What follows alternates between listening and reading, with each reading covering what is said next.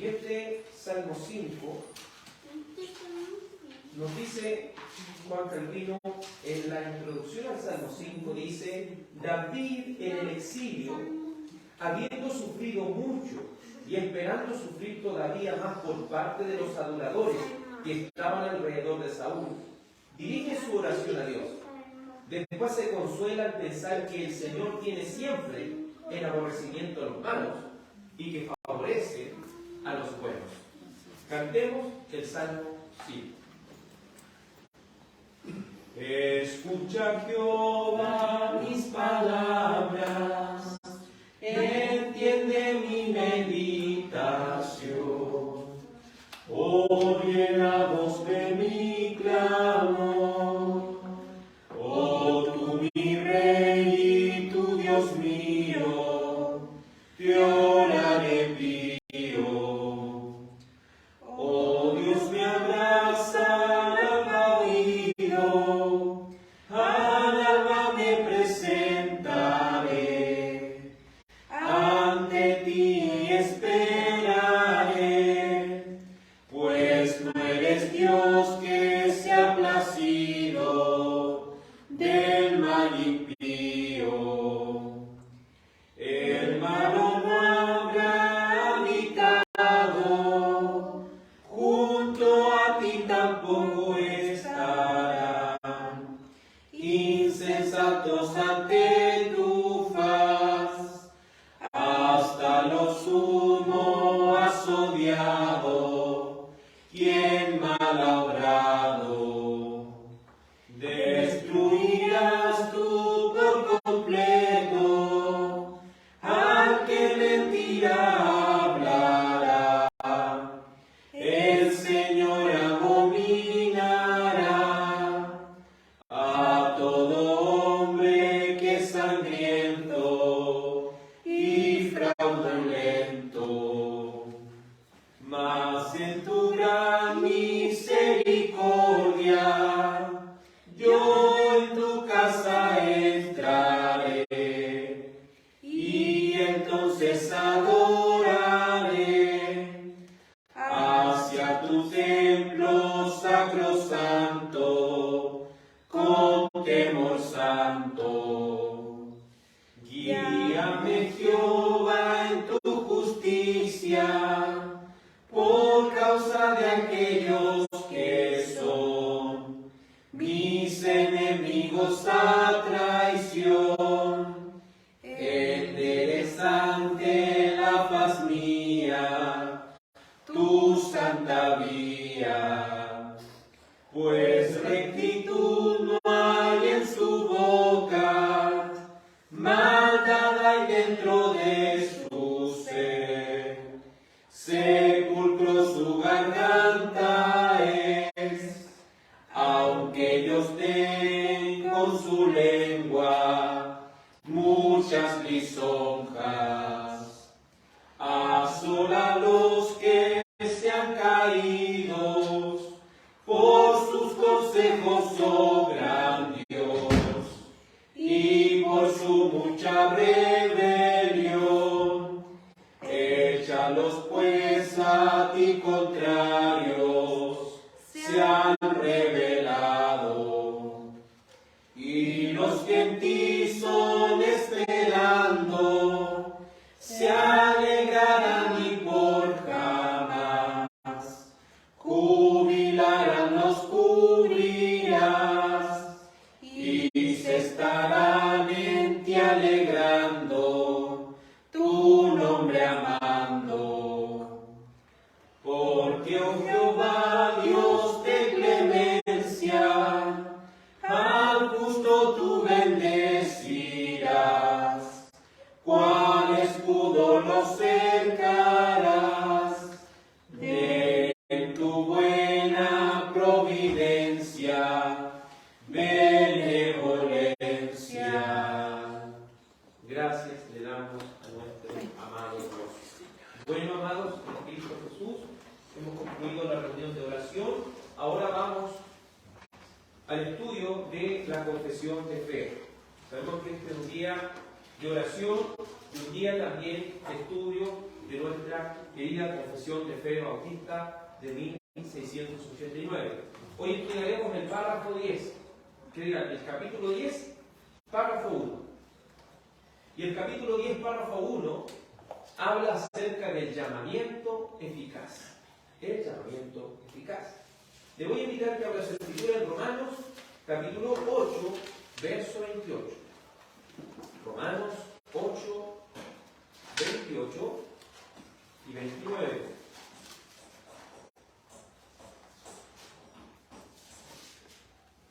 Romanos 8, 28 y 29.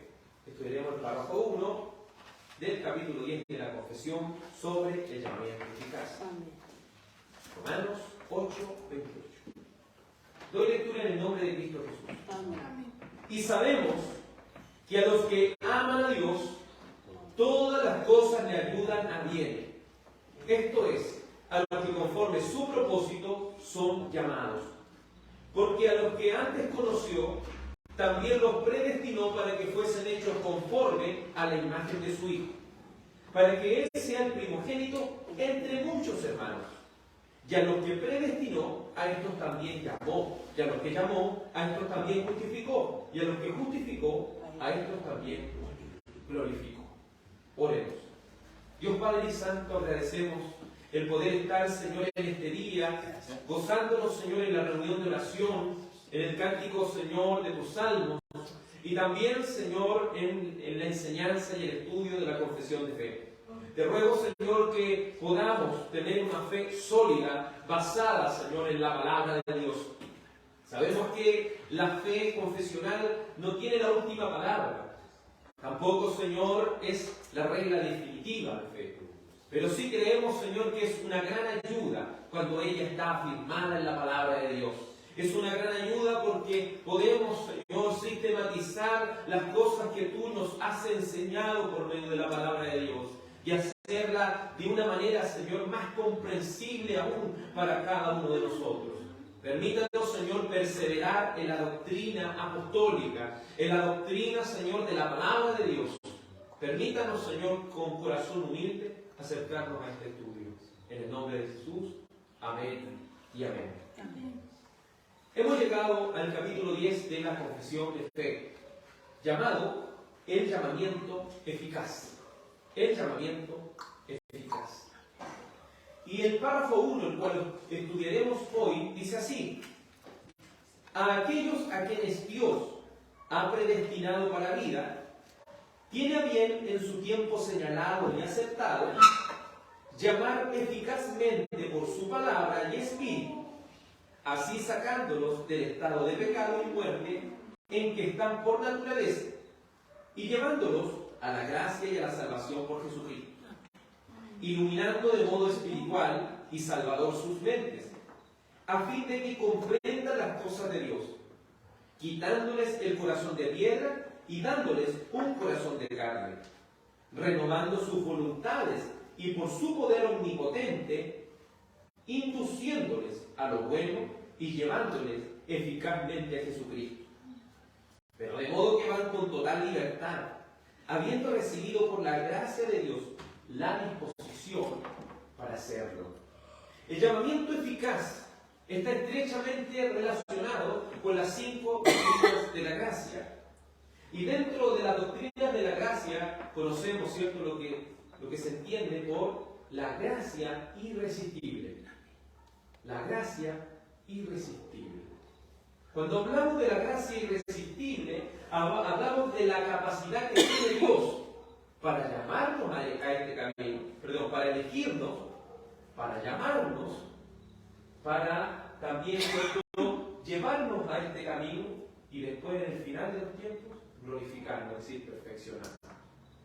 Dios no es alguien que está esperando que la gente crea en Él. Él ya nos ha elegido ¿desde cuándo? Desde antes de la fundación del mundo. Sabemos que la visión cristiana acerca de esto tiene varias aristas.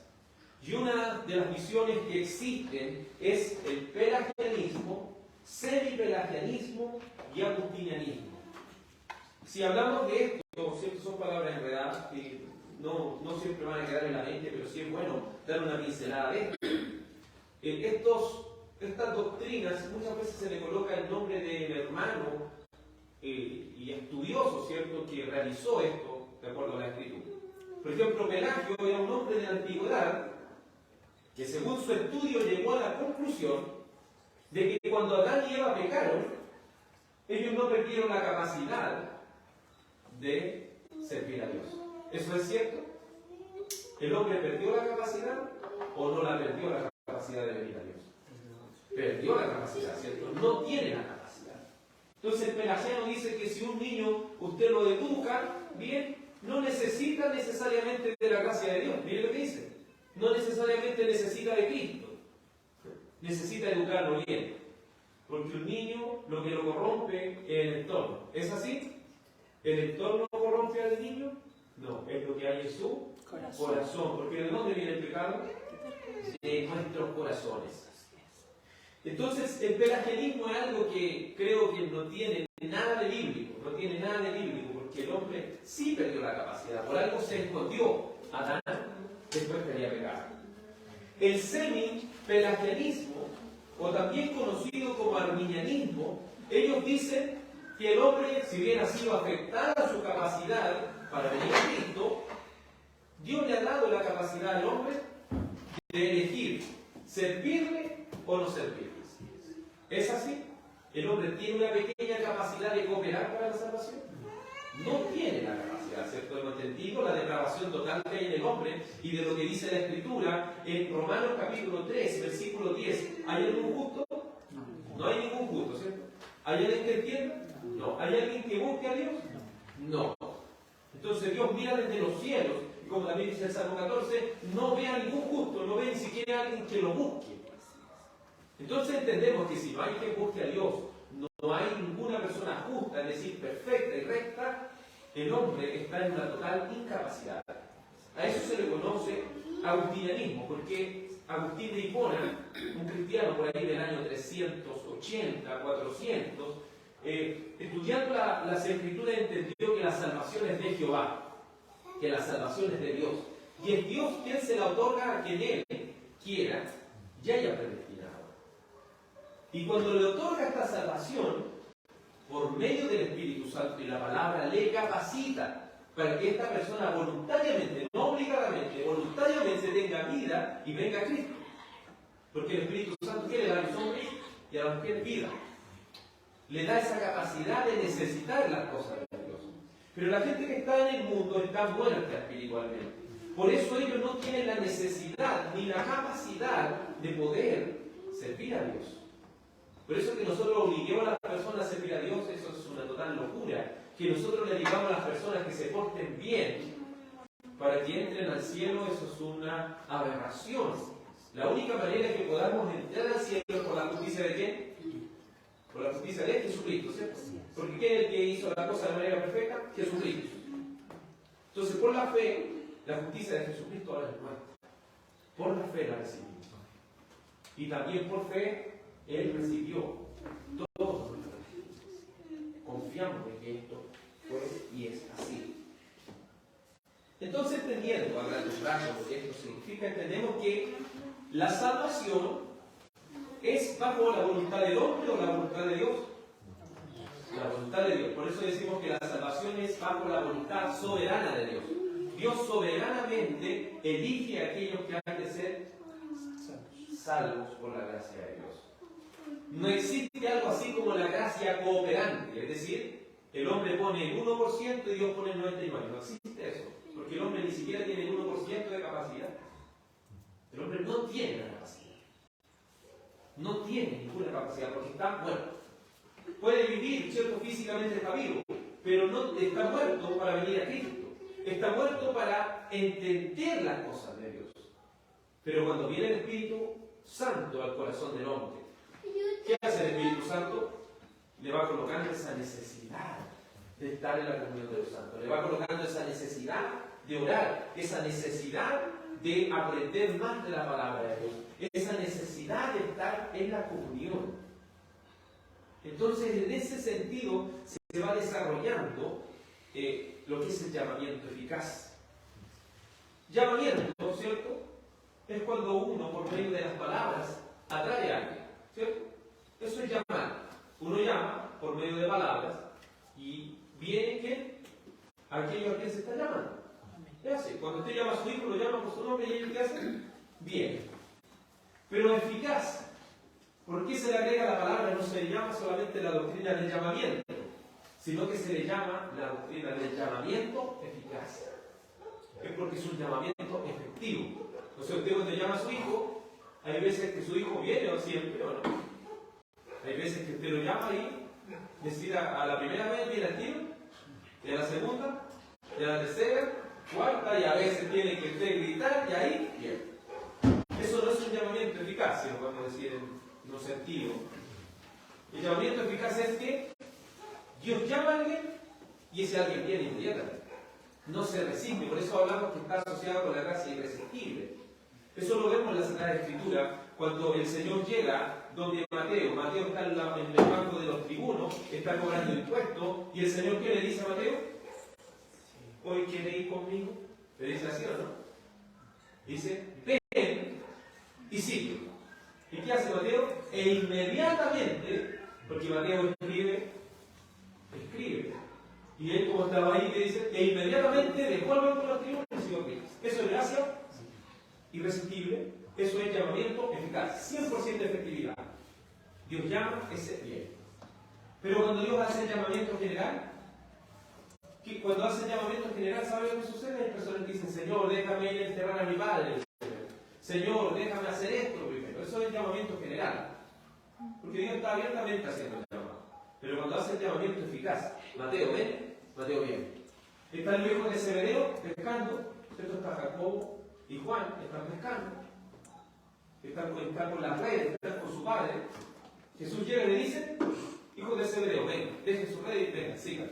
¿Y qué hacen ellos? La piensan, ¿no? Inmediatamente dejan las redes, dejan el negocio de su padre, dejan todo y siguen a Cristo. Lo mismo vemos con Pedro y Andrés, su hermano. Lo mismo. Siempre vamos viendo esa eficacia del llamamiento. Aún lo vemos en Jeremías, que él dice que desde cuándo lo había llamado el Señor a él. Desde el vientre. Desde el vientre de su madre. Y cuando se halló en las peores condiciones, que él decía, traté de resistir, pero no pude, porque había un fuego metido en mis huesos. Entonces, cuando hablamos de llamamiento eficaz, hablamos que cuando Dios llama a alguien, ese alguien quizás por alguna debilidad puede dejar de caminar, pero de una u otra manera va a volver. Es como ese imán, ¿cierto? Usted lo puede dejar y va a volver. Se va a dejar, va a volver.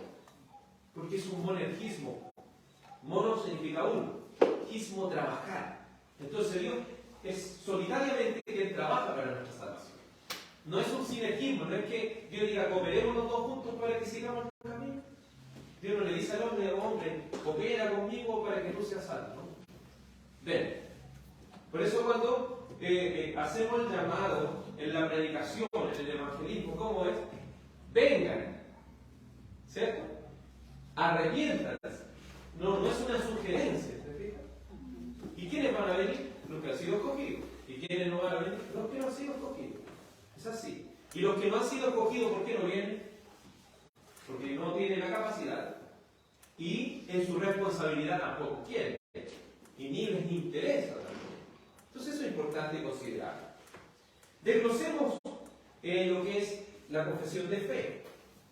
Dice en el párrafo 1 al respecto. A quienes Dios ha predestinado para vida. Entonces, ¿quiénes son participantes del llamamiento eficaz?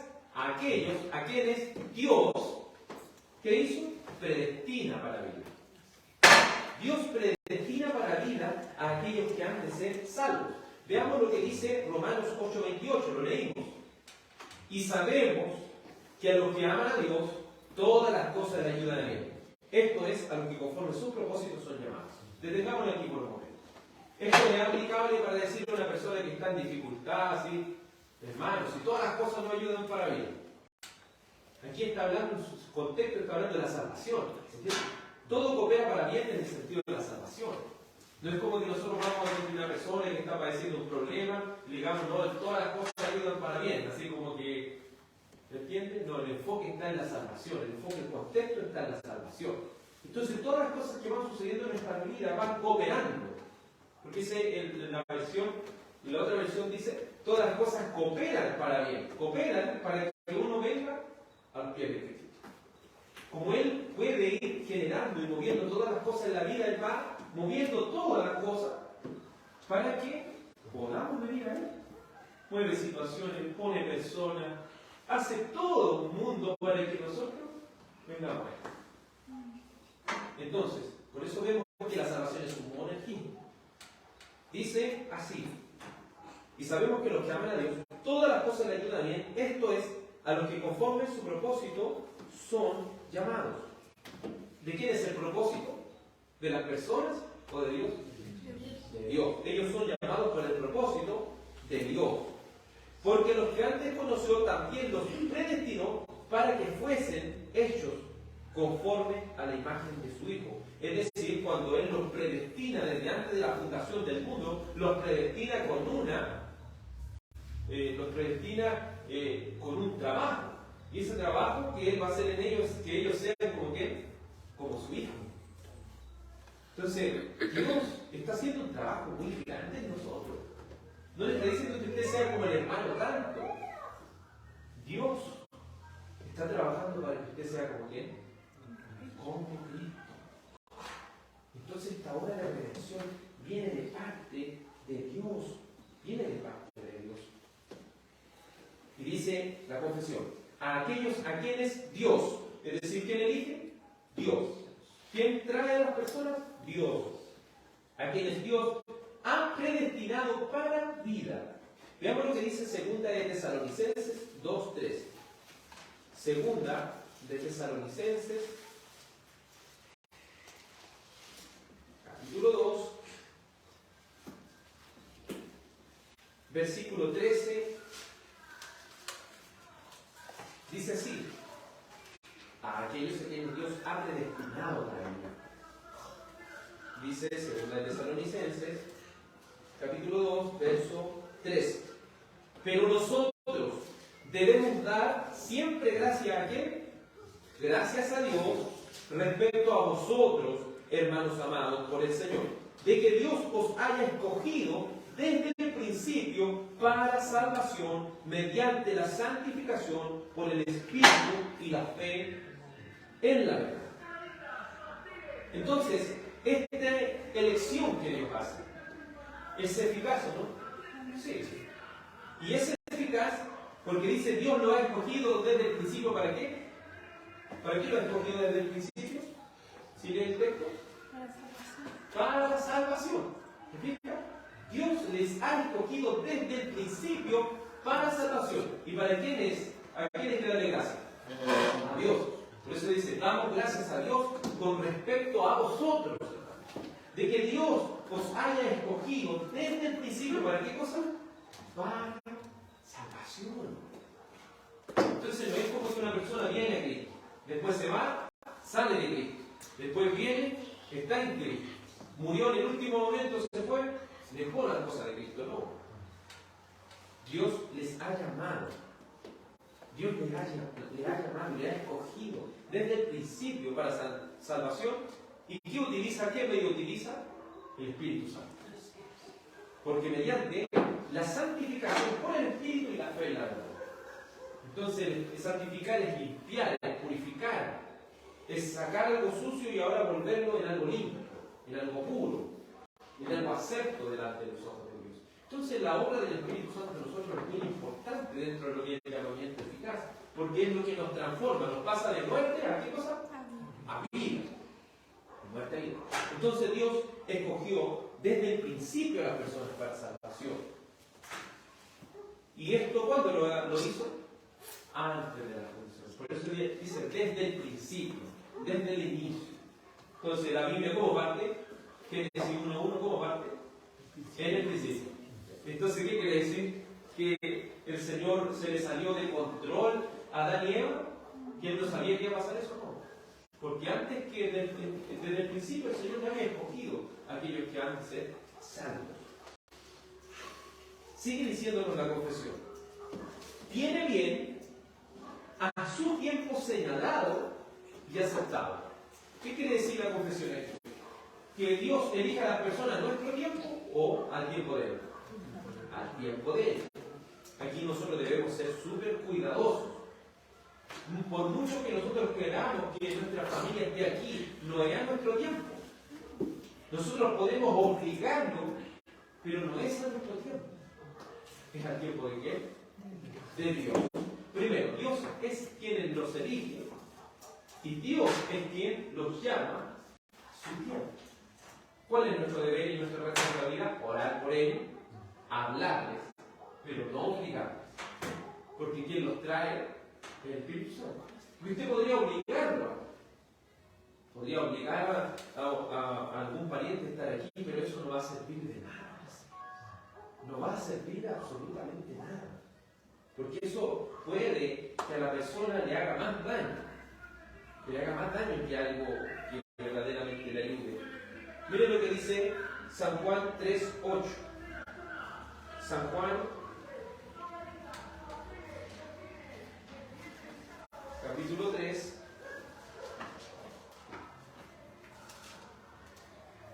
versículo 8. Esto, el llamamiento de Dios no es en nuestro tiempo. Quizá uno podría decir, ¿por qué el Señor no me llamó años atrás? No, es el tiempo que era señalado.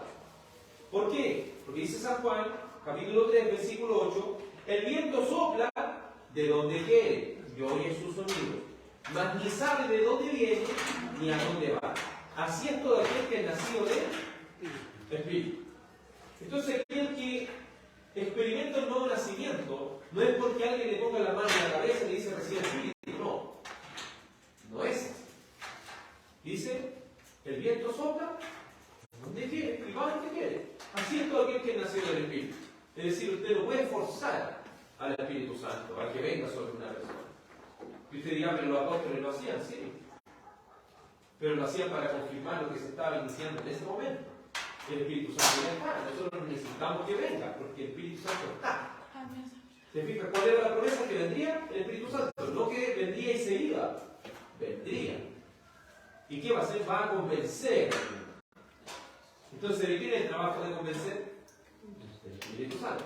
¿De quién es el trabajo de elegir? Del Espíritu Santo. ¿De quién es el trabajo de llamar? Del Espíritu Santo. ¿Y cuál es nuestra responsabilidad? Anunciar públicamente las cosas en un llamamiento general, no en un llamamiento eficaz. ¿Entienden? El llamamiento eficaz para Dios, para nosotros es el llamamiento general. Nosotros generalmente hablamos. Entonces, ¿de quién es el tiempo?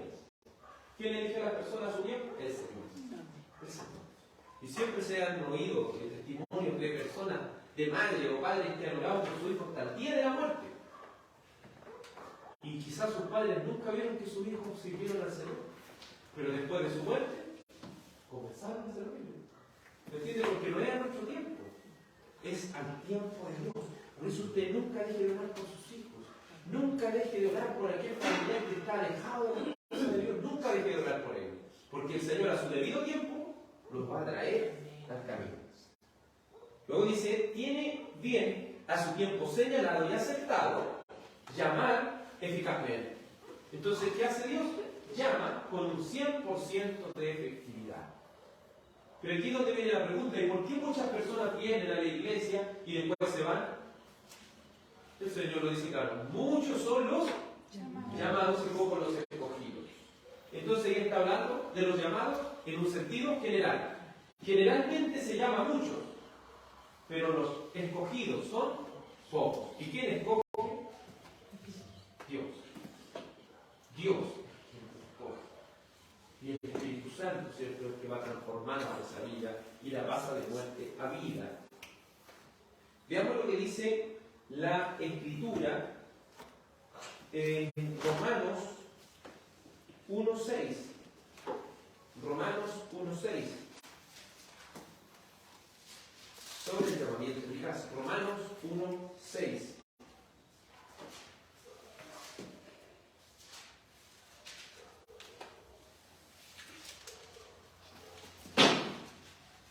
Vamos a leer desde el verso 5.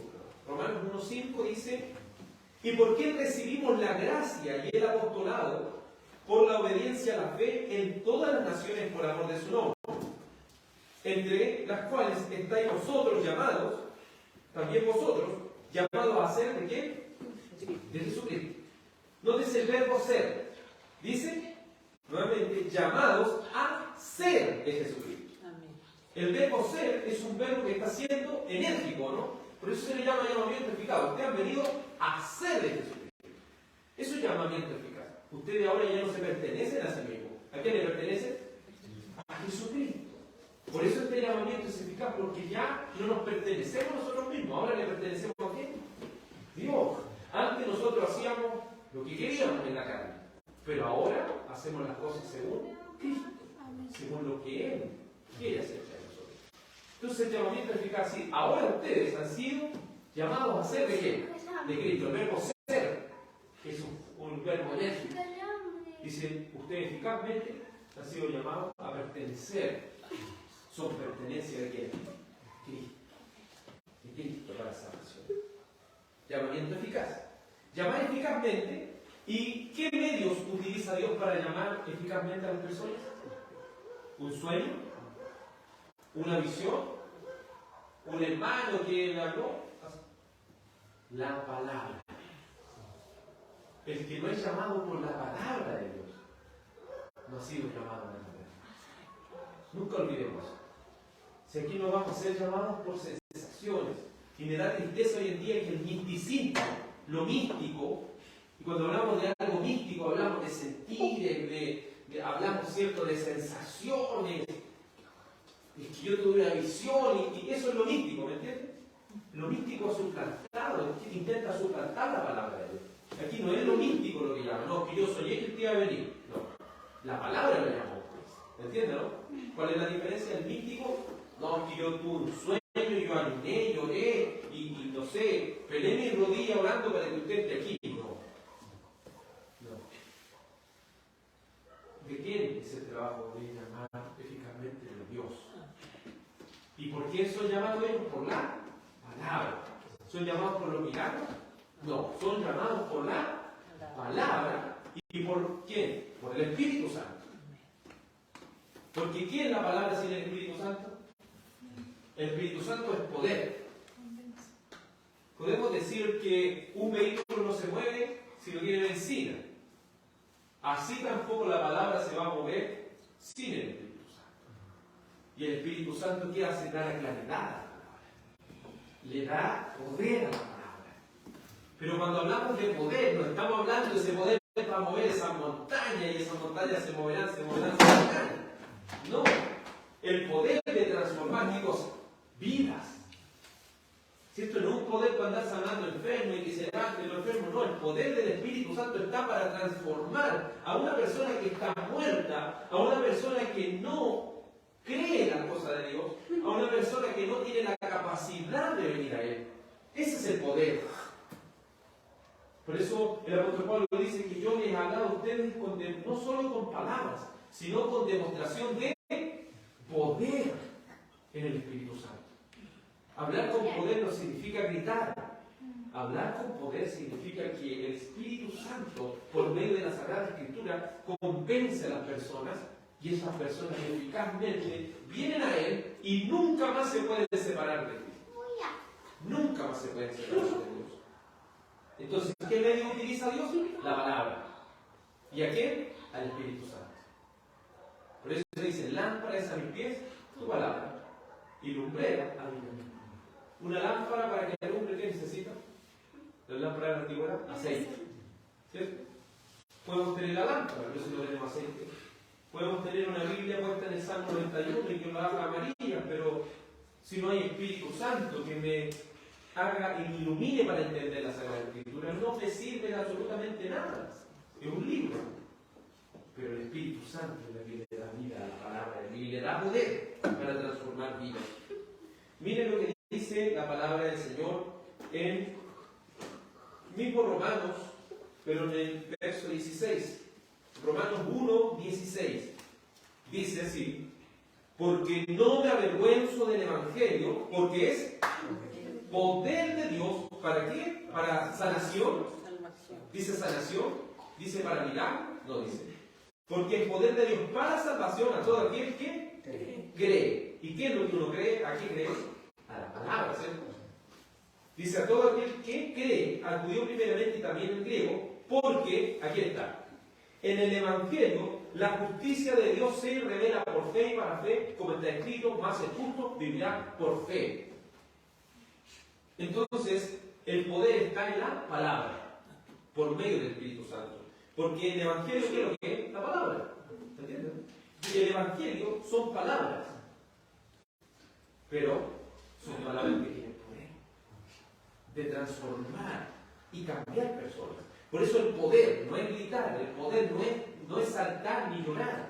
El poder del Espíritu Santo convence a las personas para que ellas crean y les lleva al Evangelio de la justicia de Dios.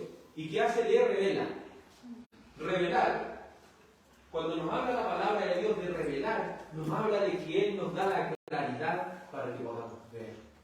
Si el Señor Jesucristo venía y sanaba al ciego, ¿sabe para qué era? No para decir, ahora vamos a sanar un montón de ciegos. Es para decir, Dios tiene la capacidad de hacer que ustedes puedan ver lo espiritual, que puedan ver verdaderamente la palabra de Dios. Por eso es importante entender el poder que el Espíritu Santo tiene y no subestimar al Espíritu Santo y no volver al Espíritu Santo como algo místico. No debemos volver al Espíritu Santo como algo místico, sino que debemos creer en Él como una necesidad. Adelante. Chicas, hola, buenas noches. Hola. ¿Hay una Biblia?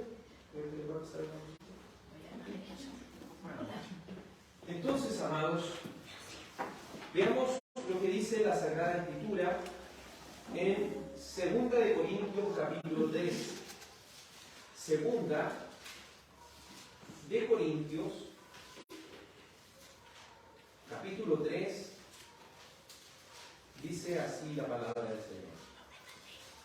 2 de Corintios capítulo 3, versículo 3. Dice así: siendo manifiesto que sois carta de Cristo, expendida por nosotros, escrita no con tinta, sino con el Espíritu del Dios vivo, no en tablas de piedra, sino en tablas de carne del corazón.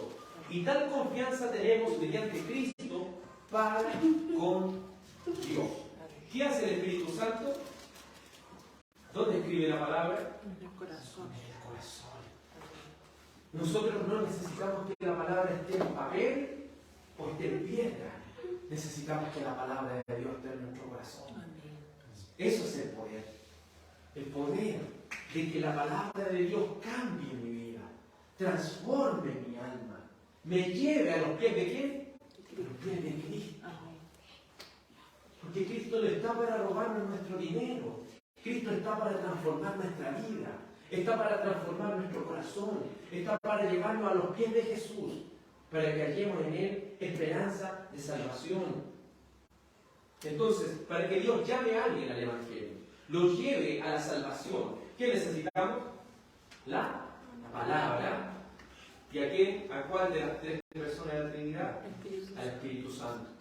Porque ¿quién es el único que puede entrar aquí? El Espíritu Santo. Piensa en Génesis. En Génesis, usted puede ver en el principio Dios. Es decir, ¿quién estaba? Dios Padre. Dios Padre idea todo el plan, es como el arquitecto. Dios Padre es como el arquitecto. Y luego, ¿quién viene? Y dijo Dios, sea la luz, y la luz fue. ¿Qué significa y dijo? La palabra. ¿Cierto? ¿Quién es la palabra del verbo? Jesucristo. Pero ¿qué es lo que le falta? ¿Cierto? Hay una idea, hay una forma, pero ¿qué es lo que le falta? Vida. Por eso vemos en el verso 3 que dice, y el Espíritu de Dios revoloteaba o se movía. ¿Qué es lo que es movimiento? Vida. ¿Me entienden?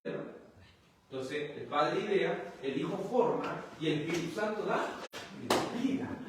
Entonces, para que uno pueda verdaderamente tener vida espiritual, ¿a qué necesitamos aquí?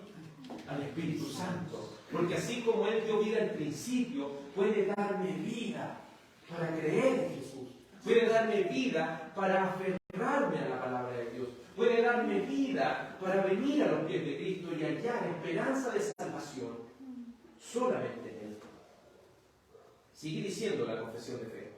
Así sacándonos del estado de pecado y muerte en que están por naturaleza y llevados al estado de gracia y la salvación por Jesucristo. ¿Se acuerda que la vez pasada estábamos hablando del libre albedrío? ¿Cuántos estados eran? 4 estados.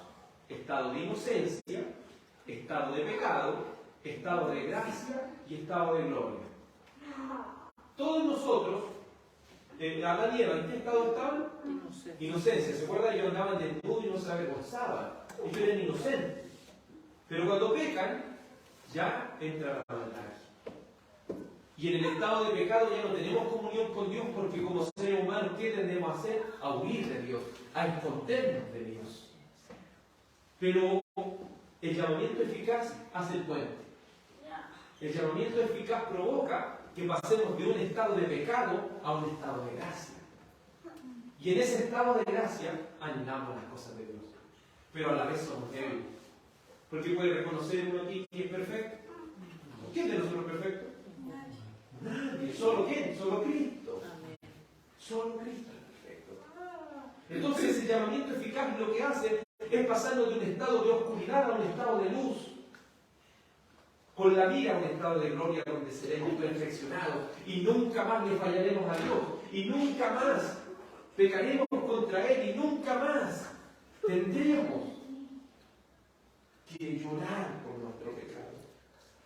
Entonces la confesión se afirma en lo que antes había dicho ya sobre el libre albedrío. Pasa de un estado de pecado a un estado de gracias. La salvación es mostrada en la Escritura como gracia. ¿Y qué es lo que es la gracia? Un favor inmerecido e inmérito. Para recibir la salvación, ¿usted tiene que hacer mérito? No. ¿Usted se merece la salvación? No. La salvación es un regalo de Dios. Aquí no estamos las mejores personas. No, hay personas que quizás pueden ser mucho mejor que nosotros. Pero Dios por gracia nos ha dado este regalo de la salvación. Este regalo de estar confiados en Él. De que si muero hoy, que si fallezco hoy, ¿con quién me voy? Con Cristo. Lo cual dijo el apóstol Pablo es mucho mejor. Por eso los cristianos le tenemos miedo a la muerte. No, porque estar con Cristo es mucho mejor que estar sufriendo en esta tierra. Entonces, ¿quién tiene el poder? El Espíritu Santo nos lleva y nos cambia esa naturaleza y nos lleva a la salvación por Jesucristo. ¿Y cuál es la salvación? Que ahora que el llamamiento eficaz por medio del Espíritu Santo, el cual ha transformado mi corazón, ahora me permite ver. ¿De quién veo? A Cristo. Y veo la ley, veo los 10 mandamientos y me doy cuenta que fallo tanto y que soy incapaz de cumplir toda esa ley. ¿Y a quién recurro? Miro a Cristo. Y veo que a Él lo azotaron, ¿se acuerdan? ¿Se acuerdan cuando a los clavos pasaron por sus manos? ¿Se acuerdan la corona de espinas que pusieron en su cabeza? Y algunos se preguntan por qué le pegaron. ¿Quién merecía estar ahí? Nosotros. Y cuando estaba en la cruz, ¿qué dijo? Dios mío, ¿por qué me has abandonado? ¿Quién merecía ser abandonado por eso? Nosotros. Entonces estamos diciendo, Él tomó mi lugar en la cruz. Él pagó mis pecados. Todos mis errores, tanto pasado, presente y futuro, Él los pagó en la cruz. Ahora pongo mi fe en Cristo y toda su pureza, toda su justicia me es transferida a mi cuenta. Y todos mis pecados, mis faltas, mis fallas han caído sobre Él. Él ha pagado mi culpa, ahora soy libre. Soy libre. Soy perdonado. Y ya nadie puede señalar mis errores porque Él me ha perdonado. Ahora soy perdonado por la gracia inmerecida. Entonces ese es el poder que tiene el Espíritu Santo para sacarnos de un estado de pecado a un estado de gracia.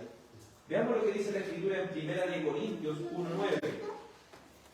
1 Corintios capítulo 1, versículo 9. Dice así la palabra de Dios. 1 Corintios 1:9. Dice, fiel es Dios, por el cual fuisteis llamados a la comunión con su Hijo Jesucristo, nuestro Señor. Dios, ¿cómo es? Fiel. Y usted piense, ¿qué es lo que significa alguien fiel? ¿Es alguien que nos va a dejar a la primera? ¿Es alguien que nos va a abandonar a la primera? Fiel, ¿sabe quién es? El que está siempre con nosotros. Y aquí mira lo que dice, Dios es fiel. Dios es fiel. Por lo cual fuiste llamado a la comunión con su Hijo. Porque para que Dios Padre no esté enojado conmigo, ¿a qué necesito? A Cristo. Necesito a Jesucristo. Ahora tengo comunión en Cristo. Ahora puedo orar, Padre nuestro. Porque ¿quién creó ese puente? Cristo. ¿Y quién me transformó? El Espíritu Santo. ¿Quién pagó mi deuda? Jesucristo. En octavo lugar dice, iluminando de modo espiritual y salvador sus mentes, a fin de comprender las cosas de Dios. Cuando somos pasados de un estado de pecado a un estado de gracia, ahora comprendo. Ahora comprendo por qué las personas se ponen a predicar la palabra de Dios. Ahora comprendo por qué personas podrían estar en sus casas tranquilitos, y ahora comprendo por qué están aquí. Lo comprendo porque amo a quién? A mi Señor. Comprendo que esto hace bien a mi alma, que esto traerá beneficio a mi ser y me dará una probadita de lo que es el cielo. Veamos lo que dice en 1 Corintios, capítulo 2, verso 10. Este mismo 1 Corintios, pero en el capítulo 2, verso 10. Miren lo que dice. El Espíritu ilumina, nos permite ver con claridad las cosas de Dios. Dice, pero Dios nos las reveló a nosotros. ¿Por qué? Por el Espíritu. Porque el Espíritu todo lo escudriña, aún lo profundo de Dios. Esto debiera producir grande alegría, porque dice, pero Dios nos las reveló a nosotros. Miren, somos tan pequeños aquí. Y piense que Dios nos ha revelado estas cosas a nosotros. ¿No se siente gozoso y alegre de que Dios le ha llamado tanto? Pero Dios nos las reveló a nosotros. Que no somos nada, que somos pecadores, que somos infieles. Pero Él ha sido tan fiel con nosotros. Aquí no están los perfectos, aquí están los perfeccionados por Cristo. Aquí no están los perfectos, aquí están los perdonados. Los que tienen paz por medio de quién? Por medio de Jesucristo. En noveno lugar dice, quitándoles el corazón de piedra y colocando un corazón de carne. El estado de pecado produce un corazón duro. Un corazón que busca a Dios solamente cuando está mal. Un corazón que no se abre a las cosas de Dios, sino que cree como los ateos, ¿cierto? Siempre refutando y diciendo, no, Dios no existe, dicen ellos. Es un corazón de piedra. No, yo no necesito ir a una iglesia para creer a Dios. Eso es un corazón de piedra. Yo voy a servir a Dios a mi manera. Eso es un corazón de piedra. Pero cuando Dios rompe ese corazón de piedra con su palabra, le coloca un corazón de carne, ahora yo no digo, voy a servir a Dios a mi manera. Señor, yo te voy a servir como tú quieres que te sirva. No voy a decir, yo no necesito ir a una iglesia, voy a decir, yo necesito estar en la comunión de los santos para recibir el alimento de mi alma. Porque Dios, ¿dónde se manifiesta? En su iglesia. ¿Y qué es la iglesia del edificio? La iglesia es cuando hay 2 o 3 congregados en su nombre. Ahí envía bendición y vida eterna. No me la envía a mí solito en otro lado, no. Se la envía a la iglesia, en la comunión. Porque así como un brazo, ¿cuánto sobrevive un brazo lejos de mi cuerpo? Quito tiempo, ¿sí? Así cada miembro del cuerpo de Cristo debe estar unido al cuerpo para permanecer en vida, para permanecer viviente. ¿Y quién opera ese poder de transformación? El Espíritu Santo. Mire lo que dice Ezequiel 36:20. Ezequiel 36:20. Dice así la palabra de Dios. Ezequiel 36.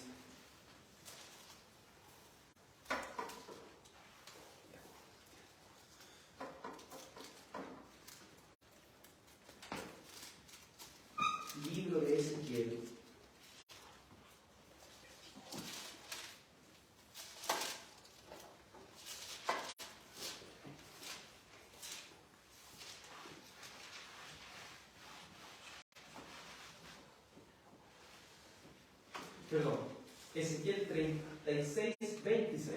Ahí sí. Ezequiel 36, 26. Dice así: os daré, miren, una promesa de quién? De Dios. Mira lo que dice Ezequiel 36, 26.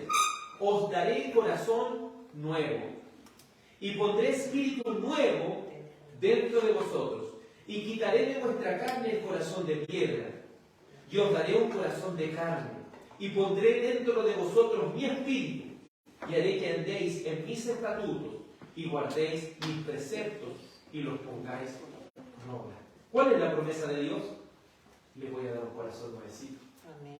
Y les voy a dar un corazón que ande en mi camino. Porque esto no es un esfuerzo humano de decir yo voy a seguir a Cristo por mis fuerzas, no. No, esto es, Señor, dame el corazón para poder servir. Porque con mi corazón humano yo no puedo.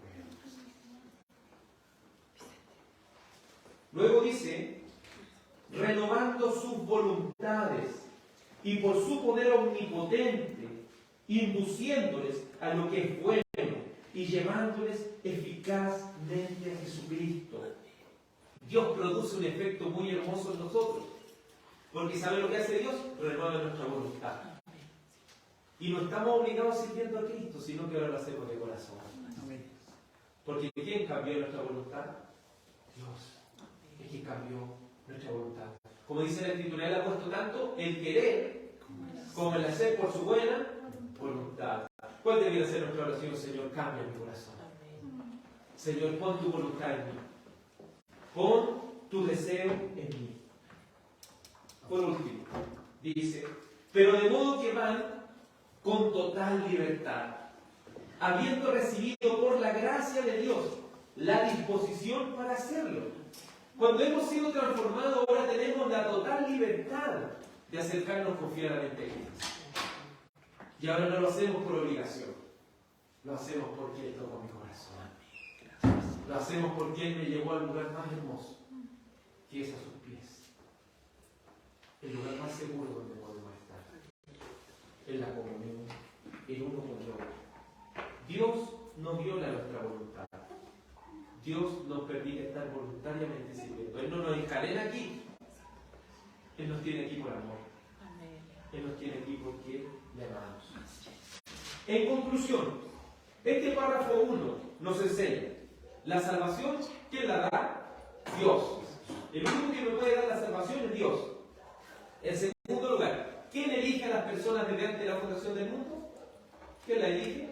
Dios, ¿cierto? Y a nuestro tiempo, Dios nos llama a nuestro tiempo, al tiempo de Él. Al tiempo de Él. Él nos llama eficazmente. Es decir, Él toca nuestro corazón y coloca el deseo de servirle y nosotros lo vamos a hacer, porque Él nos tiene. En cuarto lugar, su Espíritu a través de su palabra nos llama y nos cambia. En quinto lugar, nos saca del estado de pecado y nos lleva a un estado de gracia. En sexto lugar, nos ilumina espiritualmente para comprender este hermoso libro que es la palabra de Dios. En séptimo lugar, saca el corazón de piedra y coloca un corazón de carne, un corazón que verdaderamente quiera servir a Dios. En octavo lugar, Él renueva nuestra voluntad y en noveno lugar, nos hace libremente venir a Él. Eso es libertad. Libertad no para saltar ni gritar, libertad para venir a Él. Libertad para venir a Él. Gracias le damos a Dios por este llamamiento eficaz. Le invito a que oremos a Dios y le demos gracias por su palabra. Dios Padre, agradecemos este amor tan grande que has tenido para con nosotros, Señor. Somos pecadores, merecemos el infierno y el castigo de Dios. Pero en tu gracia, en tu misericordia, has mirado nuestra miseria, Señor. Y nos has dado una nueva vida. No a nuestro tiempo, sino a tu tiempo, Señor. Has colocado un corazón que te necesita, Dios. Has colocado un corazón en nosotros que te sirva. Un corazón, Señor, que anhele amarte, Dios. Señor, te ruego que si hay alguno que aún no ha sido salvo, tú puedas por medio de tu Espíritu Santo transformarle y y quitar ese corazón de piedra y colocar un corazón sensible a Dios, un corazón que ame las cosas de Dios, un corazón que desee las cosas de Dios de manera libre y voluntaria. Señor, permítanos que al salir de este lugar, tu gracia, tu paz, tu bendición nos acompañe y esté con nosotros.